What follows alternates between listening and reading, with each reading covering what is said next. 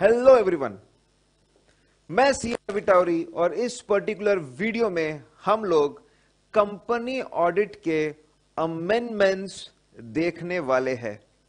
ठीक है, companies act 2017 आया है, उस वजह से बहुत सारे चेंजेस आए हैं। हम लोगों ने उसका रिसर्च किया, स्टडी किया, एनालिसिस किया और ऑडिट से रिलेटेड जितने अमेंडमेंट्स थे वो हम लोगों ने सारे इंक्लूड कर लिए हैं इस पर्टिकुलर क्लास में। ये आप लॉ के लिए भी यूज कर सकते हो, वहां पर भी यही अमेंडमेंट्स काफी सारे एप्लीकेबल होंगे, तो it will be helpful for you for law also. ठीक है, खास बात हमने 30 अप्रैल को कट ऑफ डेट रखा है, क्योंकि 30 अप्रैल से बराबर 6 महीने होते हैं नवंबर 18 एग्जाम के लिए। तो उस दिन तक के सारे चेंजेस हमने इनकॉर्पोरेट किए हैं और 7 मई का एक अमेंडमेंट भी लिया है, क्योंकि बहुत इंपॉर्टेंट अमेंडमेंट है और मेरी ऐसी गट फीलिंग है कि सीए इंस्टीट्यूट उसको भी एप्लीकेबल कर सकता है। अल्टीमेटली वो अमेंडमेंट एप्लीकेबल होगा कि नहीं होगा, जब इंस्टीट्यूट का सिलेबस अनाउंस होगा, आरटीपी आएगी, करेक्ट, तब हमको पता चली जाएगा। एनीवेज हमने सब कुछ पढ़ के रखना चाहिए, फिर इंस्टीट्यूट अगर उसको एप्लीकेबल नहीं करती है तो कोई बात नहीं। ठीक है, it will be good for the knowledge. चलिए, सबसे पहले हम लोग कुछ की डेफिनेशंस में क्या चेंज हुआ है, डेफिनेशंस में चेंज हुआ है, बहुत इंपॉर्टेंट है, वो हम लोग देखने वाले। सबसे पहली definition section 2 clause 6 associate company. ठीक है, हमने हर जगह पे जो भी चेंजेस है उसको ब्लू में हाईलाइट किया हुआ है, ताकि आपको वो चेंजेस समझने में बड़ी आसानी जाए। It is very comfortable for you to understand which are the amendments.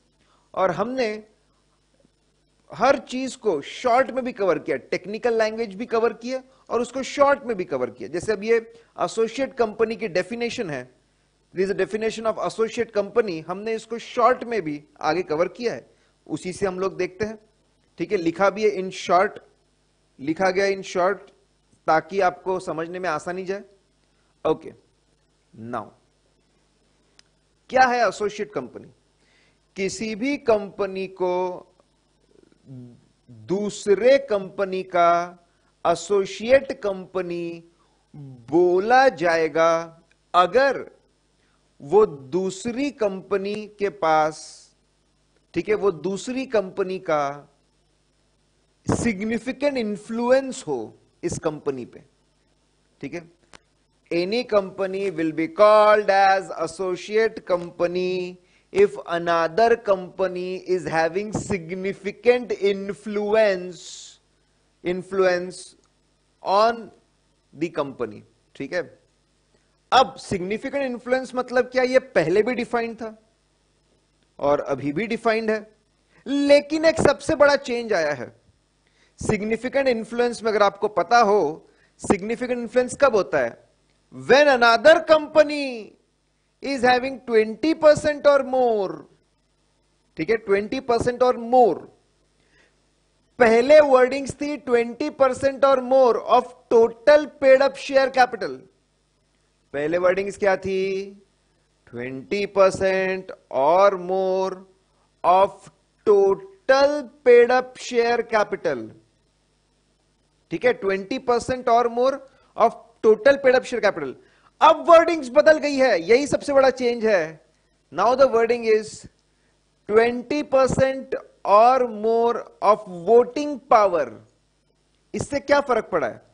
पहले total paid up share capital में equity share capital plus convertible preference share capital आता था। अब टोटल पेड अप, अब वोटिंग पावर लिखा है, मतलब सिर्फ इक्विटी शेयर्स ही आएंगे जनरली। करेक्ट, तो ये चेंज है, काफी बड़ा चेंज है। दूसरे चेंज की बात करता है एसोसिएट कंपनी की डेफिनेशन में। Associate company includes joint venture, ये तो पहले भी था, लेकिन जॉइंट वेंचर मतलब क्या एक्सप्लेन्ड नहीं था, अब इन्होंने एक्सप्लेन किया है। जॉइंट वेंचर मतलब ऐसा अरेंजमेंट, ऐसा कोई कॉन्ट्रैक्ट, ऐसी कोई एंटिटी जहां पर जॉइंट कंट्रोल हो। जहां पर क्या हो साहब? Joint control. जॉइंट कंट्रोल मतलब सपोज आपने 90% पैसे लगाए हैं, मैंने 10% पैसे लगाए हैं, लेकिन अग्रीमेंट में लिखा है कि हमारा डिसीजन मेकिंग साथ में ही होगा, आप और मैं जब मानेंगे तभी डिसीजन लिए जाएंगे। उसको हम लोग बोलते हैं जॉइंट कंट्रोल। करेक्ट? पैसे भले ही लगे होंगे, आपके 90%, मेरे 10%, लेकिन डिसीजन मेकिंग हमारी साथ में होती है। That's called joint control. तो किसी एंटिटी को हम लोग जॉइंट वेंचर बोलेंगे, प्रोवाइडेड, ठीक है, उसमें जॉइंट कंट्रोल हो। और दूसरी बात, जॉइंट कंट्रोल होना जरूरी है। दूसरी बात, नेट एसेट में शेयरिंग भी होनी चाहिए। मतलब मैं सिर्फ प्रॉफिट में मेरा ओनरशिप है, प्रॉफिट मुझे मिलने वाला है, नेट एसेट में शेयरिंग नहीं है, तो इसको जॉइंट वेंचर नहीं बोलेंगे। तो जॉइंट वेंचर मतलब कोई भी ऐसा अरेंजमेंट जिसमें जॉइंट कंट्रोल होना चाहिए दो लोगों का, जॉइंट डिसीजन मेकिंग होनी चाहिए दो लोगों की, और दोनों ने नेट एसेट की शेयरिंग भी होनी चाहिए। करेक्ट? जैसे 90% आपके नेट एसेट और 10% मेरे नेट एसेट। तो एसोसिएट कंपनी में दो चेंज है। पहला, जो 20% of total paid up share capital था, अब वो 20% ऑफ वोटिंग पावर हो चुका है। और जॉइंट वेंचर जिसको पहले डिफाइन नहीं किया गया था, उसको अब डिफाइन कर दिया गया है। ठीक है, आगे बढ़ते हैं। Clause 28, cost accountant. देखो, कॉस्ट अकाउंटेंट्स को बढ़ावा देने के लिए पहले कॉस्ट अकाउंटेंट की डेफिनेशन मतलब a person who is qualified as per CW act 1959। जो बंदा क्वालिफाइड है वो कॉस्ट अकाउंटेंट है। तो कॉस्ट अकाउंटेंट मतलब एक सादा कॉस्ट अकाउंटेंट, प्रैक्टिस में हो या ना हो, वेरी इंपॉर्टेंट। इससे क्या हो रहा था कि कॉस्ट अकाउंटेंट काम कर सकते हैं, कंपनीज एक्ट का कुछ काम कर सकते हैं, वो प्रैक्टिस में हो या ना हो। लेकिन वही आप चार्टर्ड अकाउंटेंट की डेफिनेशन देखोगे तो ऐसा लिखा हुआ था, chartered accountant means chartered accountant who is having certificate of practice. मतलब चार्टर्ड अकाउंटेंट्स कंपनीज एक्ट का काम कर सकते थे, provided they are in practice. यहां पर भी वैसे ही कर दिया है। Cost accountant means cost accountant is qualified as per CW act and who is having COP। Correct? मतलब अब कॉस्ट अकाउंटेंट्स कंपनीज एक्ट का काम कर पाएंगे कहीं पर भी only if they are in practice. तो कॉस्ट अकाउंटेंट्स का प्रैक्टिस में होना जरूरी हो गया है, यह डेफिनेशन के चेंज के बाद। फिर अगला है section 2 clause 41, financial year.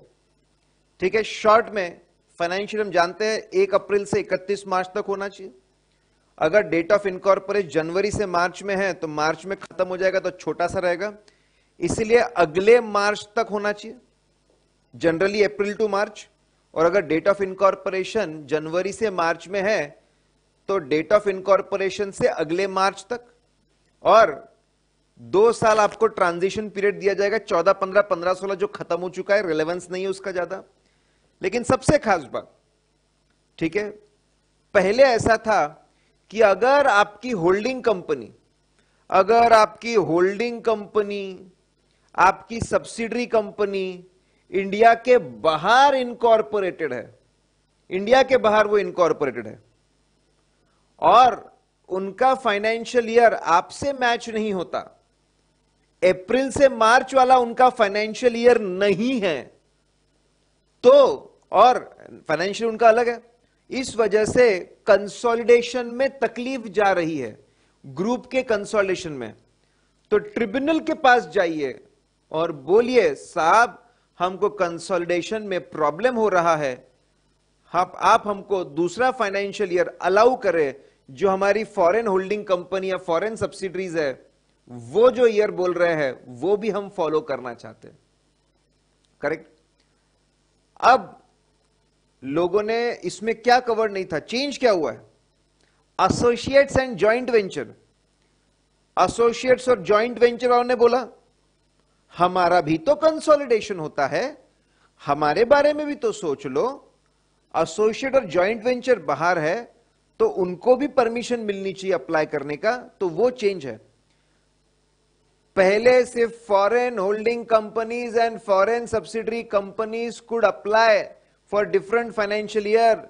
Now apart from foreign holding companies and subsidiary company, foreign associate company और foreign joint venture company भी अप्लाई कर सकती है for different financial year। ये चेंज है। तो foreign associate और joint venture companies भी अप्लाई कर सकते हैं। होल्डिंग कंपनी के डेफिनेशन में क्या चेंज है? किसी भी कंपनी को होल्डिंग कंपनी कहा जाएगा अनादर कंपनी का, अगर वो अनादर कंपनी सब्सिडरी कंपनी हो। होल्डिंग कंपनी कहा जाएगा अगर वो दूसरी कंपनी सब्सिडरी कंपनी हो। तो हमको सब्सिडरी कंपनी की डेफिनेशन आएंगे, उसको भी देखेंगे हम लोग। इंटरेस्टिंग बात क्या है, इन्होंने बोला है, ठीक है, होल्डिंग कंपनी, ठीक है, इंक्लूड्स, मतलब होल्डिंग कंपनी में बॉडी कॉर्पोरेट्स भी आएंगे। हां, बॉडी कॉर्पोरेट्स भी आएंगे। इससे क्या फर्क पड़ेगा पता है आपको? LLPs are body corporates as per LP act. तो एलएलपीज जो है, लिमिटेड लायबिलिटी पार्टनरशिप्स जो है, उनको भी होल्डिंग और सब्सिडरी का दर्जा मिलेगा। पहले थोड़ा सा कंफ्यूजन था, लेकिन अब एब्सोल्यूट क्लैरिटी है कि लिमिटेड लायबिलिटी जो पार्टनरशिप्स है, एलएलपीज जो है ये एलएलपीज को भी लिमिटेड लायबिलिटी पार्टनरशिप को भी होल्डिंग कंपनी का दर्जा मिलेगा। दूसरा, जो फॉरेन कंपनीज है उनको भी होल्डिंग सब्सिडरी का दर्जा मिलेगा। ये क्लैरिफिकेटरी है, बिल्कुल सही है। सब्सिडरी के डेफिनेशन में यह बात पहले से बोल के रखी थी, होल्डिंग कंपनी में भी उन्होंने इसको इंक्लूड कर लिया ताकि किसी तरह कोई कंफ्यूजन ना हो। और मैंने बोला इससे क्या चेंज है, एलएलपीज can be called holding and subsidiaries and foreign companies can also be called holding and subsidiary. बहुत ही इंटरेस्टिंग। की मैनेजमेंट पर्सन, ठीक है, की मैनेजमेंट पर्सन के बारे में कौन आते हैं? सबसे पावरफुल आदमी कौन है साहब? सबसे पावरफुल आदमी कौन है? देखो मैं तो ऐसे रखता हूं, सबसे पावरफुल आदमी एमडी है। की मैनेजमेंट पर्सन मतलब पावरफुल लोग, बड़े लोग। पावरफुल कौन है? Managing director. उससे थोड़ा कम पावरफुल कौन है? उससे? Whole time director. उससे भी कम पावरफुल कौन है? मैनेजर। मैनेजर मतलब ऐसा एम्प्लॉय जिसका कंट्रोल है over substantial affairs of the company. और 3 सीज, सीईओ, सीएफओ, सीएस। सबसे पावरफुल एमडी, उसके छोटा whole time director, whole time director से छोटा मैनेजर, और 3 सी है, सीईओ, सीएफओ, सीएस। अब कहानी में ट्विस्ट, और कुछ लोग आ चुके हैं की मैनेजमेंट पर्सन के डेफिनेशन में। Key management person as per companies act कौन आएगा? वन मोर, और कौन? People who are just below directors, director 1 level below director. ऐसे सभी लोग जो 1 लेवल बिलो डायरेक्टर्स है, जनरल मैनेजर्स बोलिए, वाइस प्रेसिडेंट्स बोलिए, किसी भी नाम से बोलिए, ऐसे सभी लोग जो डायरेक्टर के 1 लेवल नीचे है, कंपनी के फुल टाइम एम्प्लॉइज है, और कंपनी उनको अपने रिकॉर्ड्स में की मैनेजमेंट पर्सन मानती है, designated as KMP by the board. तो की मैनेजमेंट बोर्ड ने उसको केएमपी माना हुआ है। तो की मैनेजमेंट पर्सन में कुछ लोग और ऐड हो चुके हैं। अब कौन लोग ऐड हो चुके हैं? करेक्ट, जो 1 लेवल बिलो डायरेक्टर है, जो फुल टाइम एम्प्लॉय है, और बोर्ड ने उसको की मैनेजमेंट पर्सन ऐसा माना है, ये लोग भी आ जाएंगे। तो कंपनीज एक्ट ने की मैनेजमेंट पर्सन की डेफिनेशन को और बढ़ा दिया है ताकि ये जो बड़े बड़े एम्प्लॉइज थे ये भी इसके डेफिनेशन में कवर हो जाए और वो भी जिम्मेदारी से काम करें। उनको भी इंक्लूड कर लिया है। कानून के हाथ और भी लंबे हो चुके हैं। डायरेक्टर के साथ डायरेक्टर के 1 लेवल बिलो जो लोग होते हैं वो भी कवर हो गए हैं। नेटवर्थ की डेफिनेशन, नेटवर्थ की डेफिनेशन में क्या चेंज है? नेटवर्थ की डेफिनेशन में देखो, नेटवर्थ मतलब आप समझ सकते हैं एसेट्स माइनस लाइबिलिटी, आपको लगता होगा एसेट्स माइनस लाइबिलिटी।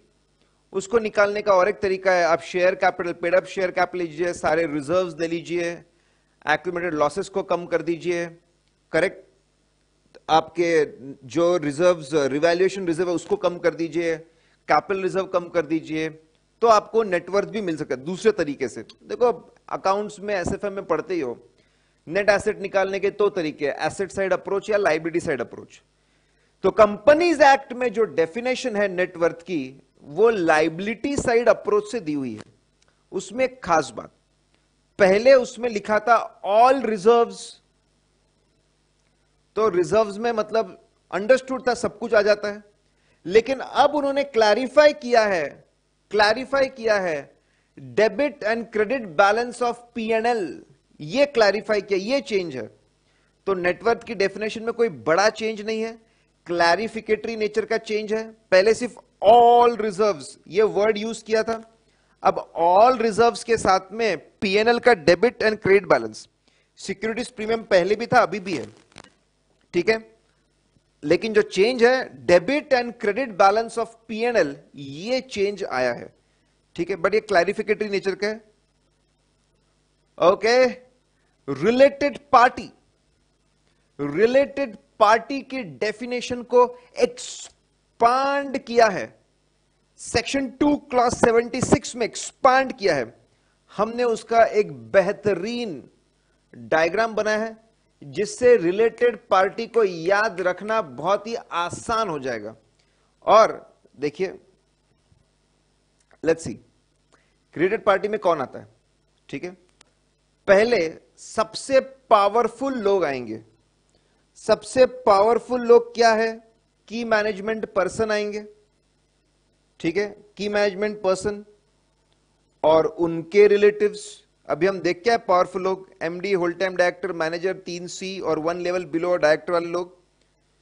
फिर की मैनेजमेंट पर्सन में सिर्फ होल टाइम डायरेक्टर आते हैं, इसलिए उन्होंने बोला फिर उनसे थोड़े छोटे बोलिए डायरेक्टर्स आएंगे, सभी डायरेक्टर्स और उनके रिलेटिव्स को भी ले लिया इन्होंने रिलेटेड पार्टी के डेफिनेशन में। अब की मैनेजमेंट से छोटे कौन? मैनेजर। मैनेजर ऐसे कवर हो चुका था की मैनेजमेंट पर्सन के डेफिनेशन में, लेकिन उन्होंने फिर से कवर किया है, प्लस उनके रिलेटिव। रिलेटेड पार्टी कंपनी से जुड़े हुए कौन से लोग माने जाएंगे? ऐसा कौन से लोगों को कंपनी से जुड़ा हुआ माना जाएगा? की मैनेजमेंट पर्सन प्लस उनके रिलेटिव्स, उनसे छोटे डायरेक्टर्स प्लस उनके रिलेटिव्स, उनसे छोटे मैनेजर प्लस मैनेजर के रिलेटिव्स, करेक्ट, ये सारे के सारे आ जाएंगे। अब और कौन आएगा? ठीक है, अब जब मैं इंडिविजुअल्स की बात करता हूं, तो इंडिविजुअल वाले सारे लोग हो गए, ठीक है। इंडिविजुअल के अलावा कंपनीज में कौन से कंपनीज को रिलेटेड पार्टी में कवर किया जाएगा? इन्वेस्टिंग कंपनी को रिलेटेड पार्टी में कवर किया जाएगा। इन्वेस्टिंग कंपनी मतलब जिनके लिए हम एसोसिएट है। अच्छा, मतलब किसी कंपनी ने अगर 20% और मोर इन्वेस्ट किया है हमारे कंपनी में, तो वो हमारी इन्वेस्टिंग कंपनी बन गए और हम उनके एसोसिएट बन गए। अच्छा, तो कोई अगर इन्वेस्टिंग कंपनी है जिसके हम एसोसिएट कंपनीज है, मतलब बड़ा इन्वेस्टर है, तो वो कंपनी को हम लोग रिलेटेड पार्टी में कवर कर लेंगे। कोई अगर हमारा वेंचरर है, मतलब अगर हम जॉइंट वेंचर है, तो जो हमारे वेंचरर्स है जो हमको चला रहे हैं वो भी हमारे रिलेटेड पार्टी में आ जाएंगे। तो हमें इन्वेस्ट करने वाले बड़े 20% और मोर वाले इन्वेस्टिंग कंपनीज, हमको चलाने वाले हमारे वेंचरर, वो रिलेटेड पार्टी में आ जाते हैं। फिर यही तो चेंज है, ये जो कंपनीज को इनकॉर्पोरेट किया है यही चेंज है। होल्डिंग कंपनी को रिलेटेड पार्टी के डेफिनेशन में कवर किया, जो बिल्कुल लॉजिकल है, वो तो हमसे बहुत ज्यादा क्लोज है, जुड़े हुए, उनको तो रिलेटेड पार्टी में आना ही चाहिए था। It's a welcome change. Subsidiary company, हम जिनको कंट्रोल करते हैं, हमारे ही होल्डिंग की को सब्सिडरी, तो what is the change? Change is ये कंपनियों को भी वो रिलेटेड पार्टी की डेफिनेशन में लेके आ गए। Investing company, वेंचरर company, holding company, subsidiary company और को सब्सिडियरी कंपनी, ये सब कवर हो जाएंगे। यही सबसे बड़ा चेंज है। इंडिविजुअल्स को हम बोल के आ गए कि है KMP plus relative, director plus relative, उनसे छोटा मैनेजर प्लस रिलेटिव, और ये कंपनीज जो हमारे आजू बाजू कवर्ड है सारी की सारी। कहानी खत्म नहीं हुई। अब मैंने सोचा डायग्राम बनाया तो पूरा ही बता दूं। पब्लिक कंपनी, किसी पब्लिक कंपनी को हम रिलेटेड पार्टी मानेंगे अगर हमारे ही डायरेक्टर और मैनेजर, डी और एम मतलब डायरेक्टर और मैनेजर, हमारे डायरेक्टर और मैनेजर जो हमारे कंपनी में डायरेक्टर मैनेजर है, वही लोग डायरेक्टर है उस पब्लिक कंपनी में। इतना ही नहीं, दे होल्ड 2% और more of paid up capital. भाई बहुत ही क्लोज रिलेशन लग रहा है, बहुत क्लोज रिलेशन है। तुम यहां पे डायरेक्टर और मैनेजर हो और वहां भी तुम डायरेक्टर हो, साथ में 2% और मोर भी है पेड अप शेयर कैपिटल का।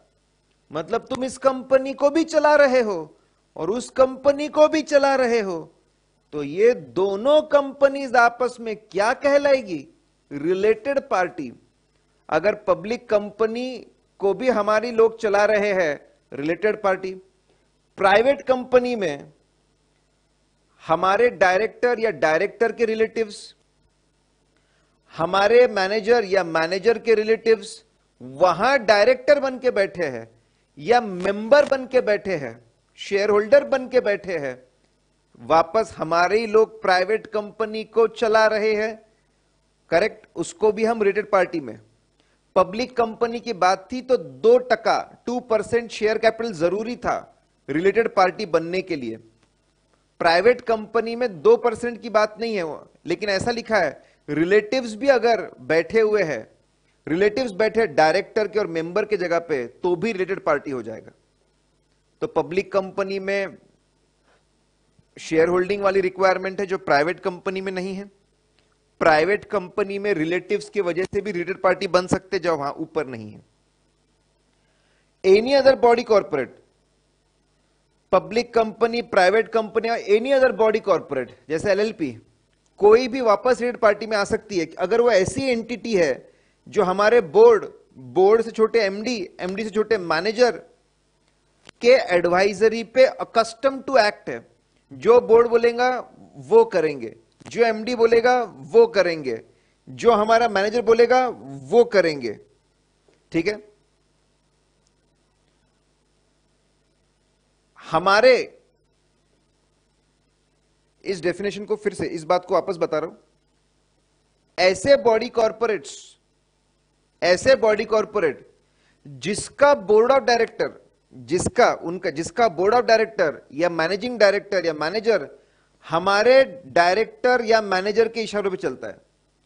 फिर से हमारे लोग खुद बैठे नहीं है, लेकिन हमारे लोगों के इशारों पे वो बॉडी कॉर्पोरेट उठती बैठती है। उनका बीओडी, उनका एमडी, उनके मैनेजर्स उठते बैठते हैं, तो वो भी हमारे रिलेटेड पार्टी होंगे।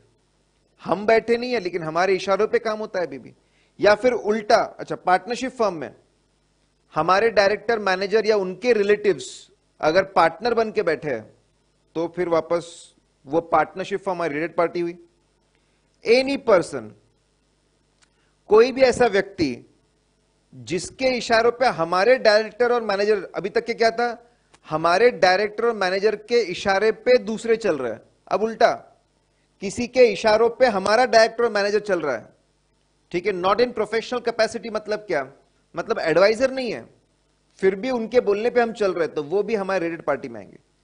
तो ध्यान रखिए, पहले इंडिविजुअल्स की बात की मैनेजमेंट, डायरेक्टर, मैनेजर, उनके संबंधियों की, कॉर्पोरेट्स की बात की, फिर कंपनी के बाहर पब्लिक कंपनी भी रिलेटेड पार्टी में आ सकती है। अगर हमारे लोग वहां पे डायरेक्टर बन के बैठे और 2% या ज्यादा उनके पास है, प्राइवेट कंपनी भी आ सकती है। अगर हमारे लोग वहां पे डायरेक्टर शेयर होल्डर बन के बैठे हैं, एनी अदर बॉडी कॉर्पोरेट भी आ सकती है। अगर हमारे लोग वहां पे वापस, हमारे लोग डायरेक्टर मैनेजर, हमारे लोग के इशारों पे वो कंपनी चलती है। पार्टनरशिप भी रिलेटेड पार्टी में आ सकती है, अगर हमारे लोग वहां पे पार्टनर बन के बैठे हैं, और या फिर एनी अदर पर्सन जिसके इशारों पे हम चलते हैं। मैंने बोला जो चेंज है वो होल्डिंग कंपनी और ये चेंज है। पूरे डायग्राम में नंबरिंग भी दी है कि किस सीक्वेंस में चार्ट पढ़ना, क्योंकि कभी कभी चार्ट बन जाता है साहब, लेकिन पढ़ना कैसे वो समझ में नहीं आता। तो वो भी हमने नंबरिंग भी करके दी है कि चार्ट को कैसे पढ़े। ये चार्ट आपको बहुत मदद करेगा। स्मॉल कंपनी के डेफिनेशन में चेंज है। क्या चेंज है? स्मॉल कंपनी मतलब ऐसी कंपनी जो पब्लिक कंपनी नहीं है, प्राइवेट कंपनी। जो public company, it's a private company, जिसका कोई होल्डिंग नहीं है, जिसका कोई सब्सिडरी नहीं है, ना उसके सर पे होल्डिंग का हाथ है, ना उसका हाथ की सब्सिडरी पे है, तभी तो स्मॉल है। ठीक है, तो स्मॉल कंपनी मतलब ऐसी एंटिटी जो पब्लिक कंपनी नहीं है, तभी स्मॉल है। जिसके सर पे होल्डिंग सब्सिडरी का हाथ नहीं है, तभी स्मॉल है। स्पेशल एक्ट नहीं है, तभी स्मॉल है। करेक्ट? ना ही वो सेक्शन 8 है। सेक्शन 8 वाले सेक्शन 8 में रहे, स्मॉल में नहीं आ सकते। और सबसे खास बात फिर, ठीक है, जिसका paid up capital is not exceeding 50 lakhs, पहले ऐसा 50 lakhs, और ये लिमिट को बढ़ाकर 5 करोड़, ये लिमिट को लगाकर हम लोग 5 करोड़ ये लिमिट बढ़ा सकती थी गवर्नमेंट। 5 करोड़ तक ये लिमिट को बढ़ा सकते थे। ठीक है, लेकिन अब इन्होंने अमेंडमेंट लाकर इसको 10 करोड़ कर दिया है। They have made it 10 crores। मतलब क्या? वापस सुनिए। कोई भी कंपनी को, कोई भी प्राइवेट कंपनी को स्मॉल कंपनी बोलेंगे अगर उसका paid up share capital is not exceeding 50 lakhs, और गवर्नमेंट ये लिमिट को 5 करोड़ तक बढ़ा सकती थी। अब अमेंडमेंट करके बोला है गवर्नमेंट इस लिमिट को 10 करोड़ तक बढ़ा सकती है। They can increase up to 10 crores। ठीक है, अभी ऐसा चेंज हुआ नहीं है। चेंज हुआ नहीं इन द सेंस अभी भी लिमिट 50 लाख की है, लेकिन जो हाइयर लिमिट थी वो उन्होंने चेंज कर दी। गवर्नमेंट के पास पहले पावर था लिमिट को 5 करोड़ तक बढ़ाने का, अब उनके पास में पावर है चीजों को 10 करोड़ तक बढ़ाने का। Are you getting this point? फिर अगर हम टर्नओवर की बात करते हैं, turnover as per last year देखना पड़ता है। वो भी turnover should not exceed 2 crores as per last year PNL. उसकी मैक्सिमम लिमिट गवर्नमेंट जो बढ़ा सकती थी वो 20 करोड़ था पहले, अब उसको 100 करोड़ कर दिया है। ठीक है, तो इन्होंने फ्यूचर का सोचकर कि फ्यूचर में इस लिमिट को कितना बढ़ा सकते हैं, वो फ्यूचर लिमिट्स बढ़ा दी है। Let's freeze once again. Small company के डेफिनेशन में आज भी पेड अप कैपिटल 50 लाख है, लेकिन फ्यूचर लिमिट बढ़ा सकते हैं 10 करोड़ तक इंस्टेड ऑफ 5। टर्नओवर की लिमिट आज भी 2 करोड़ है ऑफ लास्ट फाइनेंशियल ईयर, लेकिन हाइयर लिमिट को 20 करोड़ से बढ़ाकर 100 करोड़ कर दिया है। यह चेंज है। हम सब्सिडरी कंपनी के डेफिनेशन पे आते हैं। ठीक है, लेट्स सी सब्सिडरी कंपनी की डेफिनेशन। सब्सिडरी कंपनी के डेफिनेशन में क्या चेंज है? ठीक है, तो सब्सिडरी कंपनी के डेफिनेशन में एक ही बड़ा चेंज है, और वो है वापस पहले सब्सिडरी कंपनी के डेफिनेशन में हम बोलते थे सब्सिडरी कंपनी के अंदर अगर हम बोलते थे if share holding is more than 50% of total paid up share capital, अब वो चेंज हो गया है। It is not 50% of total paid up share capital, it is more than 50% of voting power, जो चेंज एसोसिएट कंपनी में था वही change subsidiary company के डेफिनेशन में है। पहले सब्सिडरी बनती थी if more than 50% of paid up share capital, अब सब्सिडरी बनती है if it is more than 50% of voting power. ये चेंज है, ये बड़ा चेंज है साहब। मतलब सिर्फ इक्विटी शेयर कैपिटल जो है उसका इंपॉर्टेंस है, सिर्फ उसी को कंसिडर करना है। टर्नओवर की बात करता हूं। पहली के जो डेफिनेशन थे उससे कंफ्यूजन होता था। पहले के डेफिनेशन में ऐसा लिखा था कि टर्नओवर में सिर्फ जो रियलाइज्ड अमाउंट है वो लेना चाहिए। तो मतलब डेफिनेशन पढ़कर ऐसा लग रहा था कि टर्नओवर में सिर्फ कैश टर्नओवर आएगा, मतलब कैश रिसीव्ड वाला टर्नओवर आएगा, ठीक है। लेकिन फिर उन्होंने डेफिनेशन को चेंज किया। टर्नओवर मतलब sale of goods and services, जो पीएनएल में दिखा है, पीएनएल में जो आप बता रहे हो उसको हम कवर करेंगे टर्नओवर के डेफिनेशन में। तो ये चेंज है साहब when it comes to turnover, ठीक है। एंड नाउ इंपॉर्टेंट चेंज, ठीक है। ये 7th में का है। ये लगेगा कि नहीं लगेगा, सेक्शन 139(1) में ये लगेगा कि नहीं लगेगा, we have to wait and watch. यही एक अमेंडमेंट है क्रिटिकल वाला, 7 मई 2018 का है। ये लगेगा कि नहीं, we'll have to wait and watch. Wait and watch हमको करना पड़ेगा। क्या है ये? रैटिफिकेशन का प्रोविजो सेक्शन 139 सबसेक्शन 1 में, सेक्शन 139 सबसेक्शन 1 में जो प्रोविजो है, ठीक है, जो प्रोविजो है रैटिफिकेशन का, वो प्रोविजो निकाल दिया गया है। That proviso is removed. Yes guys, मतलब अब ऑडिटर का अपॉइंटमेंट 5 एजीएम्स के लिए होता है, बीच में रैटिफाई करने की जरूरत नहीं है। You don't have to ratify नहीं होगा, रैटिफिकेशन की जरूरत ही नहीं है। तो रैटिफिकेशन की कंडीशन निकल गई। It's a big amendment, 7th में का है। अब ये नवंबर 18 के एग्जाम को लगाएंगे कि नहीं लगाएंगे, that will have to wait and watch. उसको हमको देखना पड़ेगा, ठीक है। रैटिफिकेशन नहीं होगा तो नो रैटिफिकेशन का सवाल ही नहीं उठता, क्योंकि नो रैटिफिकेशन में बीओडी अपॉइंट करते थे, उसका सवाल नहीं उठता। देखो अब सीक्वेंस में पहले हमने डेफिनेशन के चेंजेस देखे, अब सेक्शन के चेंजेस देख रहे हैं। सेक्शन 140 सबसेक्शन 2 में जो चेंजेस है सिर्फ उस पर ध्यान दे रहा हूं। रेजिग्नेशन, अगर आपको पता है रेजिग्नेशन, अगर रेजिग्नेशन जब होता है तो आपको रीजंस बताने पड़ते हैं। क्या बताने पड़ते हैं आपको? रीजंस। आपको रीजंस बताने पड़ते हैं। रिजाइन क्यों किया, नहीं बताओगे तो पहले फाइन था minimum 50,000 to maximum 5 lakh, which your is lower. Minimum 50,000 to maximum 5 lakh, which your is lower. अब इन्होंने क्या किया है, मिनिमम की जो लिमिट थी 50,000 और audit fees which your is lower, minimum amount को उन्होंने चेंज कर दिया है।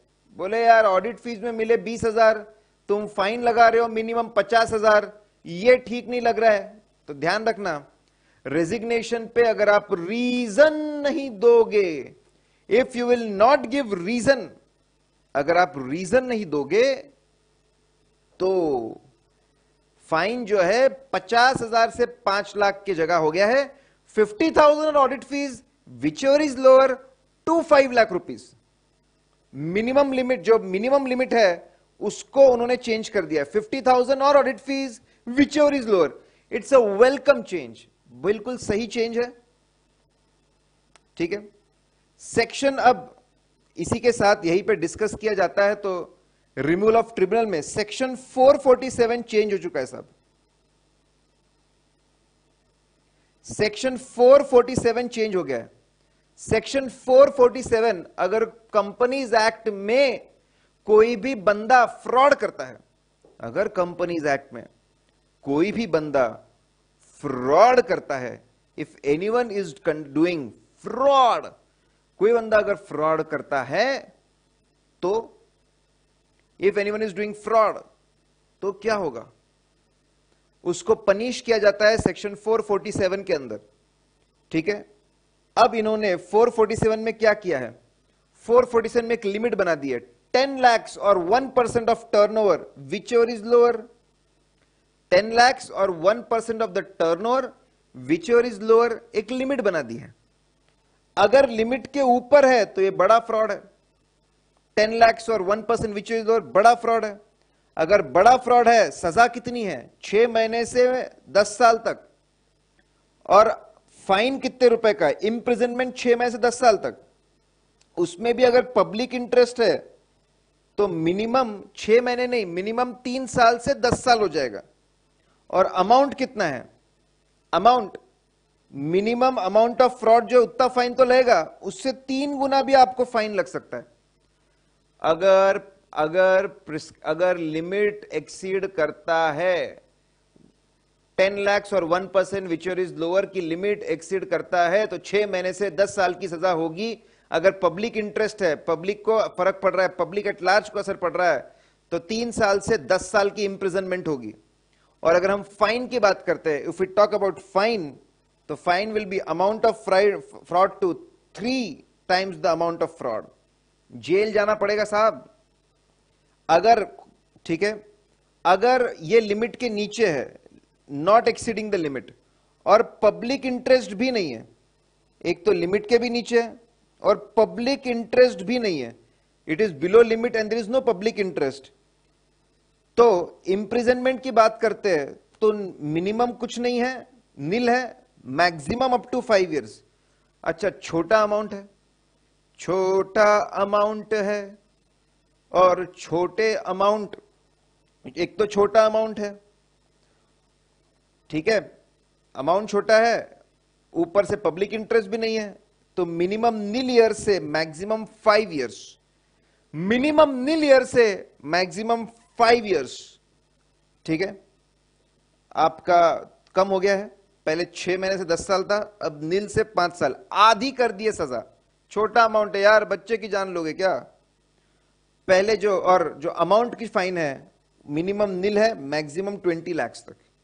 ठीक है, अच्छा, अमाउंट छोटा और पब्लिक इंटरेस्ट है, इसके रेयर चांसेस है। छोटे अमाउंट में जनरली पब्लिक इंटरेस्ट नहीं होता, तो उसके ऊपर साइलेंट है, कुछ लिखा नहीं है, क्योंकि वो केस इतना रेलेवेंट नहीं है। अगर सेक्शन 447 पढ़ते हो तो अब फ्रॉड जो है वो लिमिट के ऊपर डिपेंड करता है कितनी सजा होगी, और पब्लिक इंटरेस्ट पे भी डिपेंड करता है।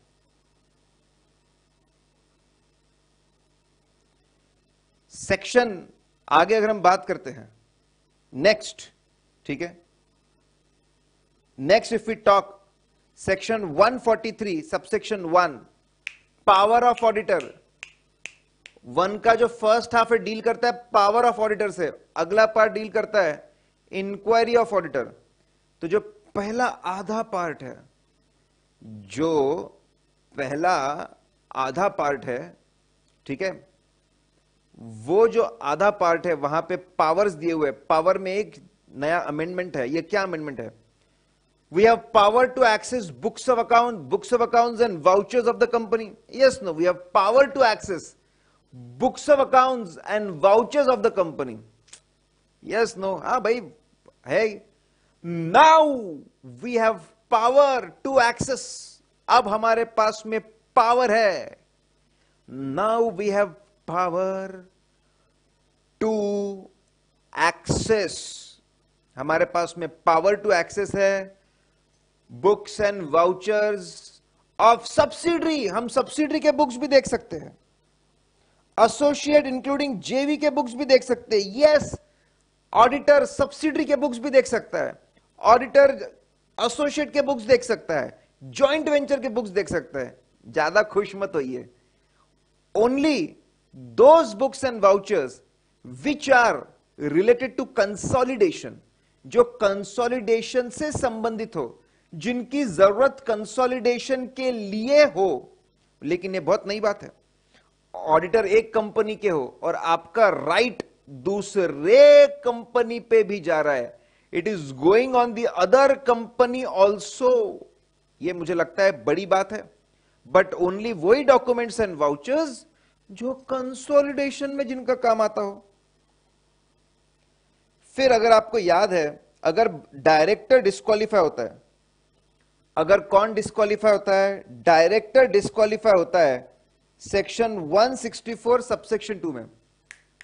सेक्शन 164 सबसेक्शन 2 में उसको रिपोर्ट हमको करना पड़ता है हमारी ऑडिट रिपोर्ट में। ये सब आप जानते होंगे, मैं सिर्फ अमेंडमेंट्स पे ज्यादा ध्यान दे रहा हूं। तो 164(2) के अंदर चेंज है।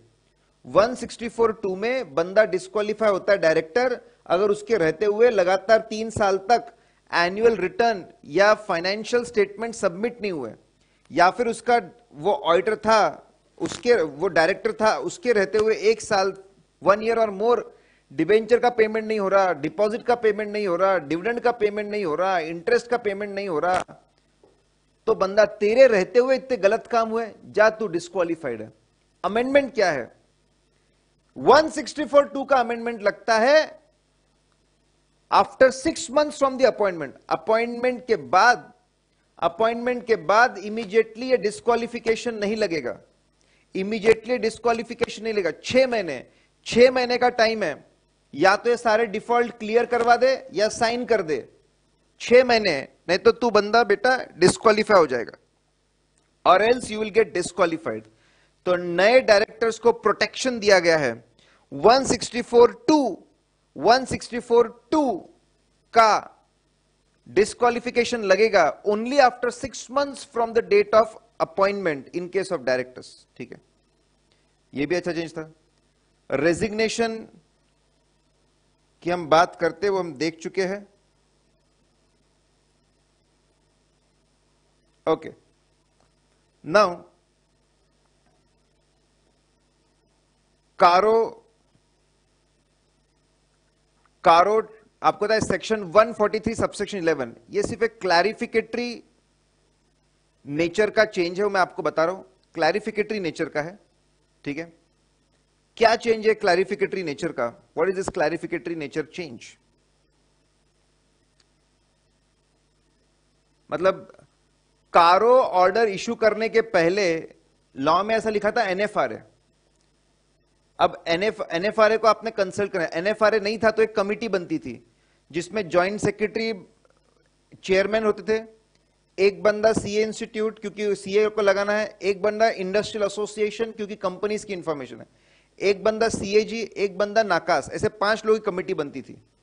ठीक है, देखिए एनएफआरए नोटिफाई हो गया है, एनएफआरए का सेक्शन नोटिफाई हो गया, लेकिन एनएफआरए अभी तक बना नहीं है, बनने का है अभी एनएफआरए एज ऑन डेट। ठीक है, अगर मैं बात करूं जून 2018 तक, बराबर 28 जून 2018 तक एनएफआरए नहीं आया, तो ध्यान रखिए आज भी वही कमिटी काम करेगी, सेम कमिटी। जिस दिन एनएफआरए आ जाएगा उस दिन ये कमिटी काम करना बंद कर देगी।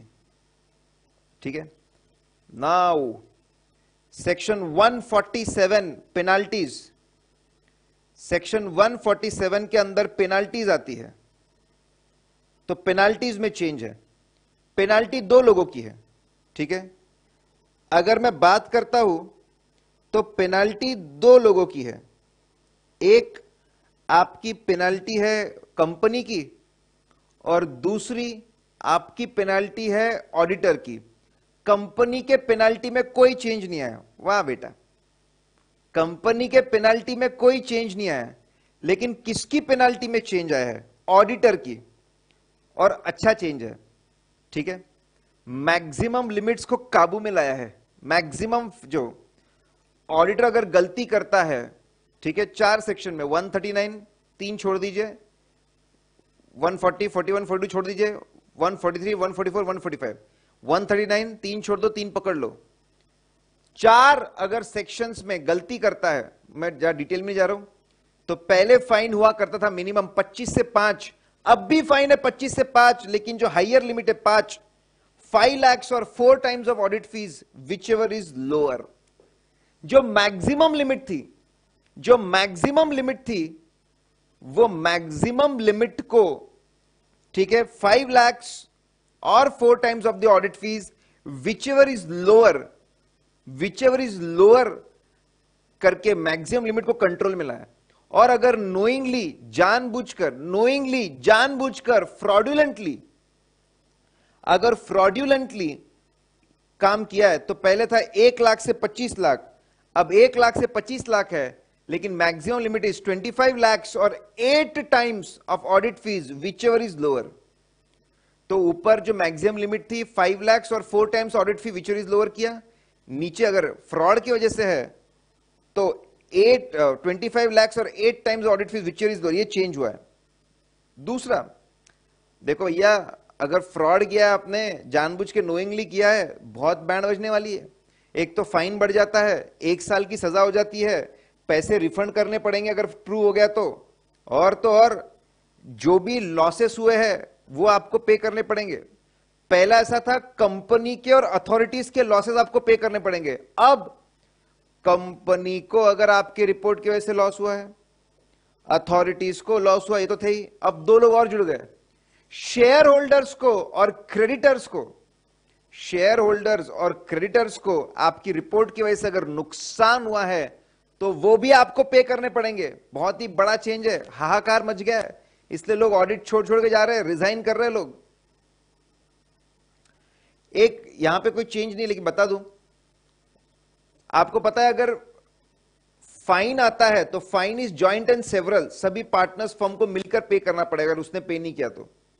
लेकिन जो इंप्रिजनमेंट है वो उसी पार्टनर को लगता है। पहले ये बात रूल में लिखी थी कि इंप्रिजनमेंट जो क्रिमिनल लायबिलिटी सिर्फ उसी पार्टनर, कंसर्न पार्टनर को लगेगा। पहले ये बात रूल में लिखी थी, अब सेक्शंस में लेके आ गए, उससे कोई फर्क नहीं पड़ रहा है, it is bought in section. ठीक है, यहां पे अभी हम लोगों ने सेक्शन 130 हमने डेफिनेशंस में क्या चेंज आया है वो हमने कवर कर लिया। सेक्शन 139 से 147 में क्या चेंज आया है वो हमने कवर कर लिया। अब ठीक है, अब सेक्शन 129 से लेके आगे क्या चेंज है। ठीक है, 129 में क्या चेंज है देखो, 129 में एग्जेम्पशन है, एग्जेम्पशंस है, जैसे सेगमेंट रिपोर्टिंग का एग्जेम्पशन है ऐसी गवर्नमेंट कंपनीज को जो डिफेंस प्रोडक्शन में है। अब और एक ये पहले से ही है, चेंज क्या है, चेंज की बात कर रहा हूं मैं। AS22 डेफर्ड टैक्सेस नहीं लगेगा, वो पब्लिक फाइनेंशियल इंस्टीट्यूशंस NBFCs, ठीक है, NBFCs जो इंफ्रास्ट्रक्चर फाइनेंस में है and earning more than 75% revenue from government it's entities. ठीक है, ऐसी पब्लिक फाइनेंशियल इंस्टीट्यूशन NBFCs जिनका फाइनेंसिंग क्या है, जिनका काम है फाइनेंसिंग इंफ्रास्ट्रक्चर, उनका बिजनेस है इंफ्रास्ट्रक्चर फाइनेंस, और वो अर्न कर रहे हैं 75% of revenue for government and it's entities. तो जो ऐसी फाइनेंशियल इंस्टीट्यूशंस है, देश के तरक्की में काम कर रहे हैं, इंफ्रास्ट्रक्चर फाइनेंस कर रहे हैं, गवर्नमेंट के बहुत काम कर रहे हैं, बोले जा बेटा जा, तेरे को बेटा AS22 नहीं लगेगा। तो AS22 का एग्जेम्पशन दिया है, ये चेंज है, दिस इज द चेंज। ठीक है, सेक्शन 130 है रीओपनिंग ऑफ फाइनेंशियल स्टेटमेंट्स को लेकर। किसको लेकर? रीओपनिंग ऑफ फाइनेंशियल स्टेटमेंट्स को लेकर है section 130। Reopening of financial statements को लेकर है सेक्शन 130।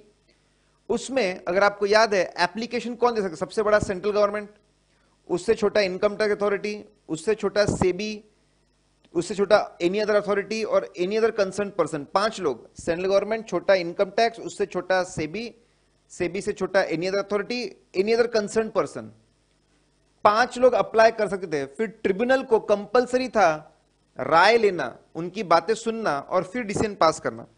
अब जिसकी बात सुनना उसमें any other concern person cover नहीं था, तो बोले बहुत बुरी बात है, एनी अदर कंसर्न पर्सन का रिप्रेजेंटेशन आप नहीं ले रहे हो, उनकी बात नहीं सुन रहे हो। अमेंडमेंट आया, रीओपनिंग ऑफ फाइनेंशियल स्टेटमेंट्स में, compulsory reopening of financial statement under 130, अगर एनी अदर कंसर्न पर्सन ने अप्लाई किया है, एनी अदर कंसर्न पर्सन ने अगर अप्लाई किया है, तो उसको भी representation, tribunal will have to ask for representation from him, और उसकी बात सुननी पड़ेगी।